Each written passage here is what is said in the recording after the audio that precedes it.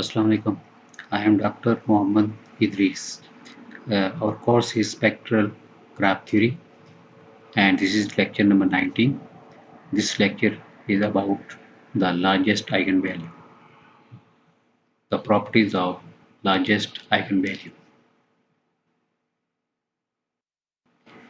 In the last lecture, we uh, studied chromatic number. Chromatic number को last time हमने last lecture में discuss किया था.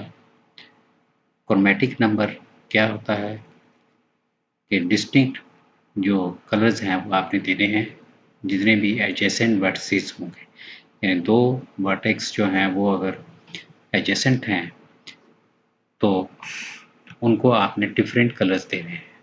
यानी कि एडजेसेंट वर्टिसेस को आप डिस्टिंग्विश करने के लिए हम क्रोमेटिसिटी को स्टडी करते हैं. A proper vertex coloring of a graph is an assignment of colors to the vertices so that adjacent vertices get different colors. In other words, a partition of the vertex set into co-cliques.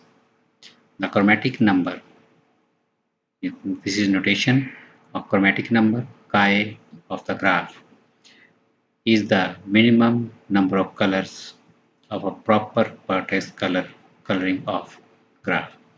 यानी chromatic number जो minimum colours आप दे सकते हैं किसी graph को वो chromatic number होगा.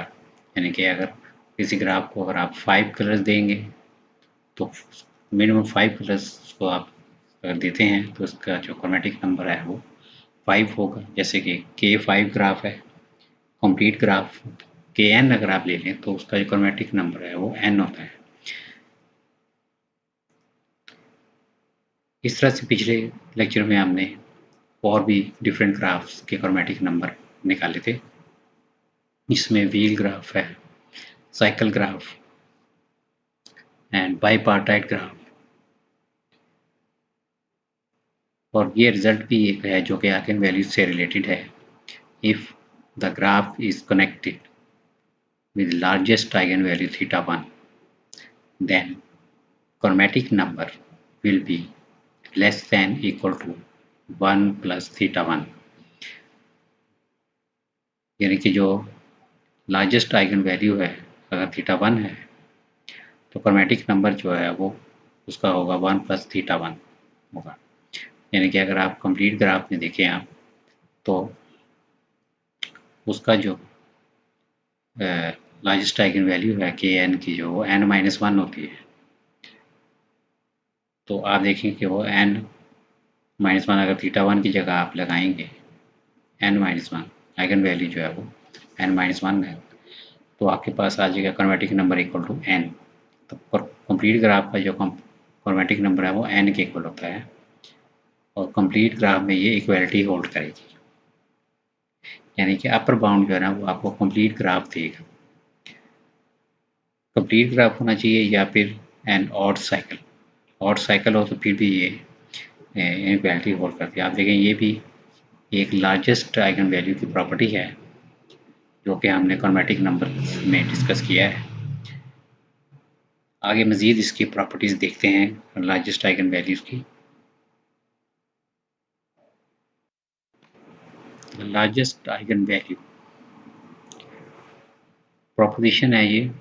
Late G be a graph with eigen values k equal to theta 1 greater than equal to theta 2 greater than equal to theta n. यानी कि जो ग्राफ है उसकी एक आइगन वैल्यू जो है ना वो k है और वो k आइगन वैल्यू जो है ना वो सारी आइगन वैल्यू से ग्रेटर है. अगर इस तरह की आइगन वैल्यूज आ रही हैं then a graph will be regular of degree k or A and Aj equal to Kj. J is a matrix with all entries equal to unity. J जो matrix है उसकी सारी एंट्रीज यूनिटी के equal होती हैं और K जो ना वो रेगुलर ग्राफ है उसकी डिग्री K है.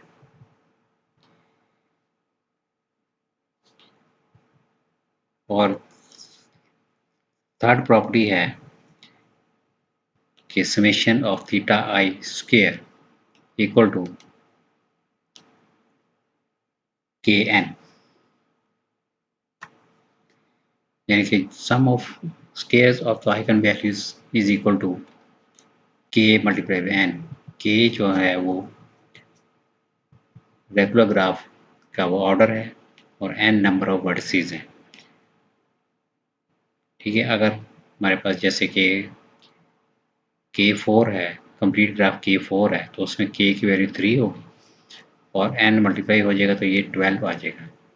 वैसे भी पहले हम स्टडी कर चुके हैं कि sum of the squares of the eigen value is equal to 2 times of the number of edges. तो K4 जो ग्राफ है उसमें 6 एजेस होते हैं, 6 मल्टीप्लाई बाई 2 करें तो 12 आ जाएगा। तो Kn का आंसर भी देखिए 12 ही आएगा। ठीक है, तो ये तीन कंडीशन जो है ना तीनों इक्वल होंगी in case of regular graph.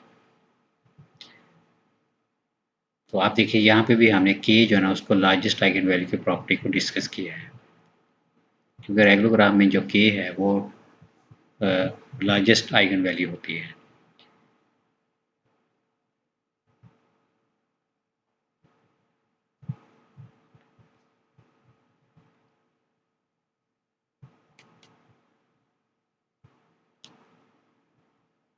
हाँ, तो रेगुलर ग्राफ में जो के है वो लार्जेस्ट आइगन वैल्यू होती है।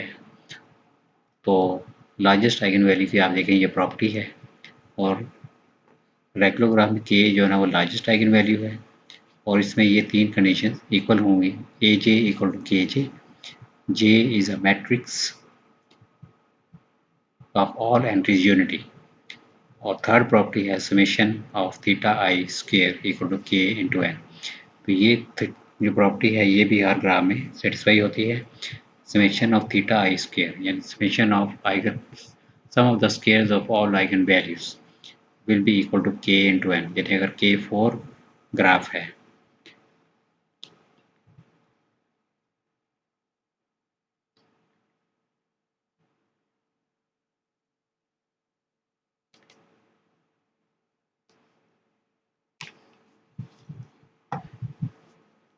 बस, third property is summation uh,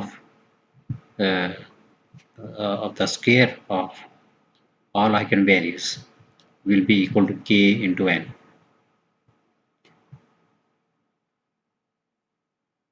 तो k जो है ना वो रेगुलर ग्राफ का ऑर्डर है। अगर जैसे K4 हम ग्राफ लेते हैं, K4 is a regular graph of order 3 तो k की वैल्यू इसमें 3 है। उसके बाद लैप्लास आइगन वैल्यू को देखते हैं हम। The largest Laplace eigen value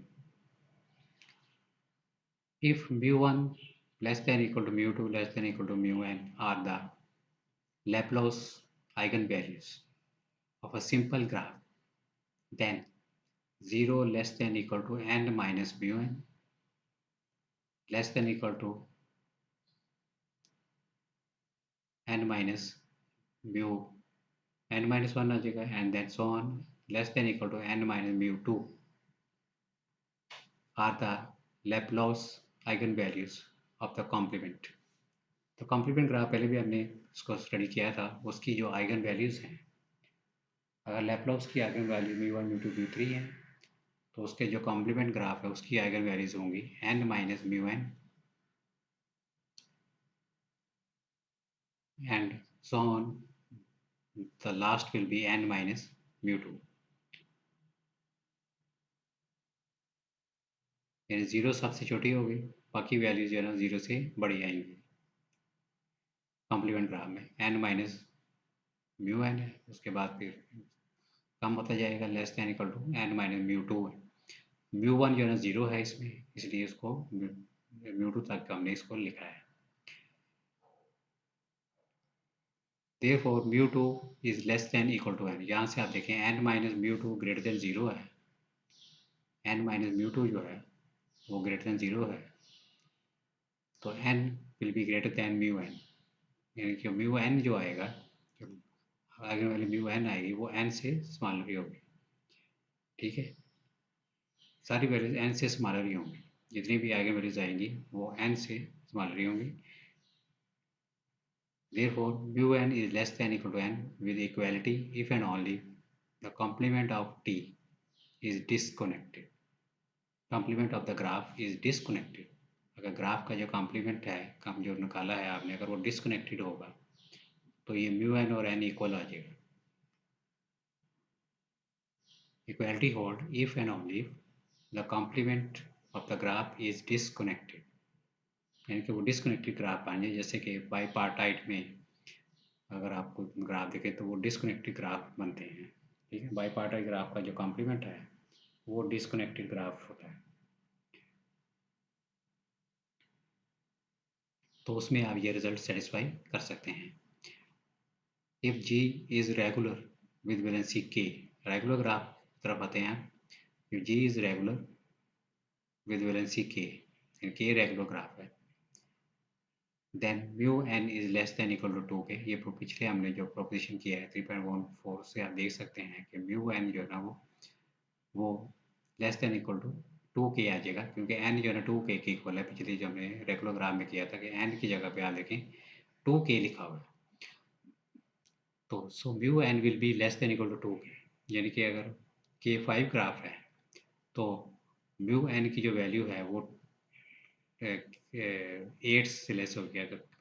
अगर के 5 ग्राफ है तो उसमें के की वैल्यू जो है ना वो 4 होगी, तो इसका मतलब जो म्यू एन आएगा, यानी कि लैप्लास आइगन वैल्यू जो आएगी वो 8 होगी या 8 से लेस होगी। So mu n is less than equal to 2k with equality if and only if this is bipartite.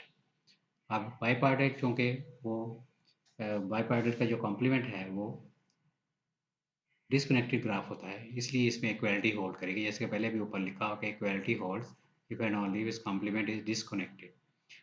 ठीक है, mu N less than equal to N, उसके लिए भी ये रिजल्ट लिखा हुआ है कि mu N equal to N होगा if the graph is bipartite, if graph is disconnected, यानी कि बाईपार्टाइट ग्राफ का जो कॉम्प्लीमेंट है वो डिस्कनेक्टेड होता है, तो उसके लिए फिर ये इक्वालिटी आ जाएगी mu n will be equal to 2 k with equality holds if this is bipartite.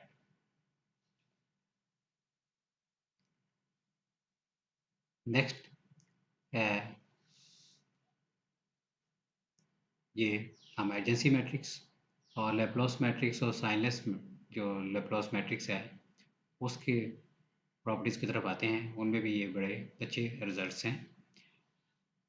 जो पहली जो आइगन वैल्यू है, लार्जेस्ट आइगन वैल्यू के बारे में आप देखें, ये रिजल्ट्स हैं जो कि आप एग्जाम्पल से वेरीफाई कर सकते हैं। Let G be a graph with adjacency matrix A with eigenvalues theta 1 greater than equal to theta 2 and greater than equal to theta n। ये theta 1 जो है ना वो सबसे बड़ी वैल्यू है और लेप्लासियन इसका ये है with eigenvalues mu1 less than equal to mu2 and less than equal to mu n and signless Laplacian Q with eigenvalues जो साइनलेस मैट्रिक्स है Q, उसके जो आइगन वैल्यूज हम सपोज कर लेते हैं rho 1 greater than equal to rho 2 greater than equal to rho n। फिर इसमें रो 1 सबसे बड़ा होगा, उसके बाद रो 2 रो 3, जबकि जो लेप्लास आइगन वैल्यूज में जो म्यू एन जो लास्ट है वो लास्ट है जो लेप्लास आइगन वैल्यू है वो ग्रेटर होगी सबसे। ठीक है, तो इस तो रिजल्ट पहला ये है mu N is less than equal to rho 1, यानी कि लेप्लास आइगन वैल्यूज जो हैं उसमें जो लार्जेस्ट आइगन वैल्यू है म्यू एन है, तो लार्जेस्ट जो आइगन वैल्यू है that will be less than equal to rho 1। largest eigenvalue of यानी जो largest eigen Laplace value will be less than or equal to the first eigenvalue of the signless Laplace matrix। यानी कि signless Laplace matrix की जो largest eigenvalue है वो रो 1 है, तो उस तो जो Laplace की जो largest eigenvalue है म्यू n है, तो इट मीन्स कि लेप्लास की जितनी भी वैल्यूज़ हैं वो म्यू वो रो वन से लेस ही होंगी, यानी उसकी सारी जो आइगन वैल्यूज है, लेप्लास आइगन वैल्यूज, वो क्यू के जो आइगन वैल्यू से लेस ही होंगी। And if G is connected graph, then equality holds if and only if this is bipartite. Bipartite graph है तो ये दोनों इक्वल भी हो सकते हैं, mu N equal to rho one.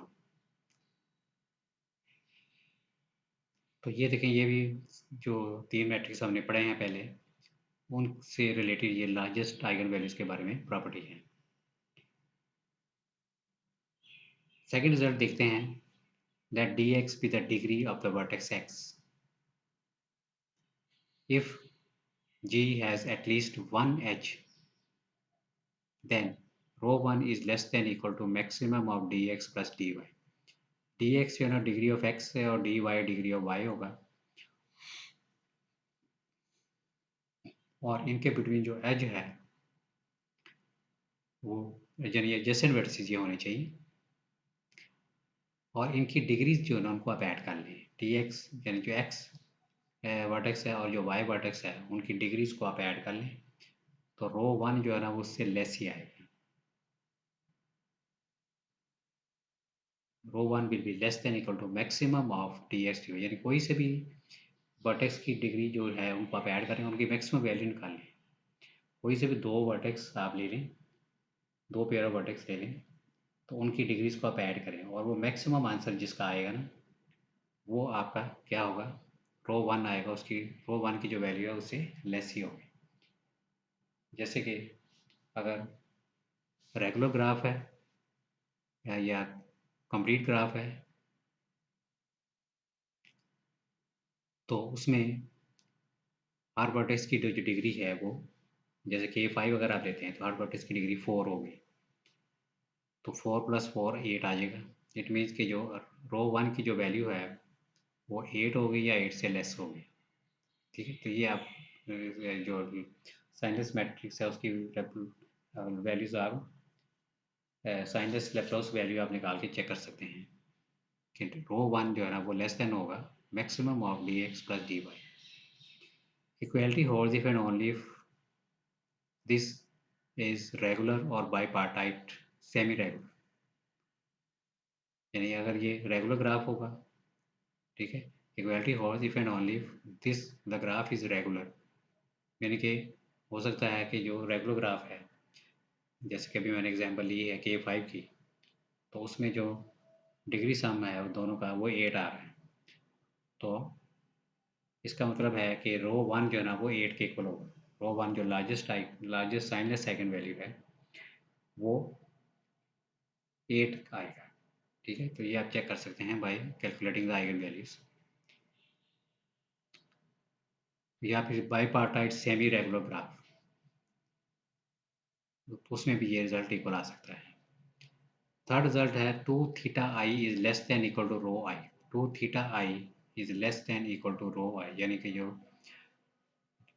2 times of theta आई अगर आप करते हैं, कि कोई भी आइगन वैल्यू थीटा आई ले लें, i one two n, that will be less than equal to signless eigen value, यानी कोई भी आइगन वैल्यू अगर आप लेते हैं आई, तो इधर भी वही आई आपने लेना है, यानी अगर थीटा वन लेते हैं 2 times theta one will be less than equal to rho one, यानी कि इसका मतलब ये हुआ कि जो eigen values signless eigen values हैं ये सबसे ग्रेटर आइगन वैल्यूज हैं, ये लेप्लास से भी बड़ी वैल्यूज हैं, और जो असल जो मैट्रिक्स ए है, ठीक है, जैसी मैट्रिक्स ए उससे भी ये ग्रेटर वैल्यूज हैं।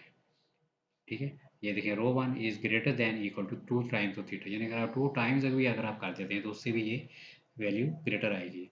ठीक है, तो आप देखिए ये बड़ी अच्छी प्रॉपर्टीज़ हैं जो कि साइनलेस लेप्लास आइगन वैल्यूज़ के बारे में हैं। ठीक है, और जो थीटा आई है यहाँ पे लार्जर भी हो सकता है, नंबर 3 प्रॉपर्टी में अगर लार्जेस्ट भी ले लेते हैं आइगन वैल्यू तो वो भी थीटा आई से 2 टाइम्स थीटा आई से लेस ही रहेगा।